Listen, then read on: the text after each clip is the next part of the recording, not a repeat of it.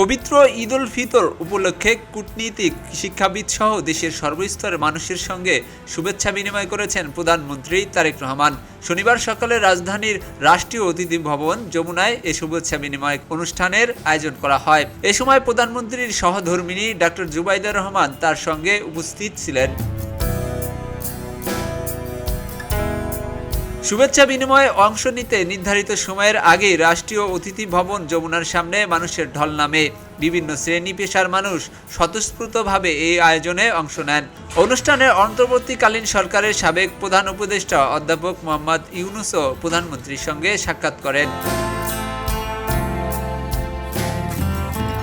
এর আগে সকালে হাইকোর্ট প্রাঙ্গণে অবস্থিত জাতীয় ঈদগাহ ময়দানে ঈদ উল ফিতরের প্রধান জামাতে অংশ নেন রাষ্ট্রপতি মোহাম্মদ শাহাবুদ্দিন ও প্রধানমন্ত্রী তারেক রহমান। সকাল 8:30টায় অনুষ্ঠিত হয় প্রধান জামাত।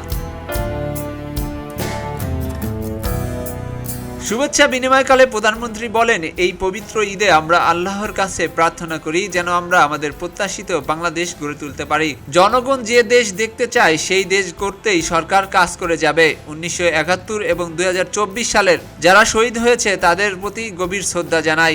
একটি সমৃদ্ধ বাংলাদেশ গড়ে তুলতে সবার সহযোগিতা কামনা করছি। এ সময় তিনি আরো বলেন, দলমত নির্বিশেষে সবাইকে সঙ্গে নিয়ে ঐক্যবদ্ধভাবে এগিয়ে যাওয়ার মাধ্যমেই গড়ে উঠবে একটি সুন্দর, সমৃদ্ধ ও মানবিক বাংলাদেশ।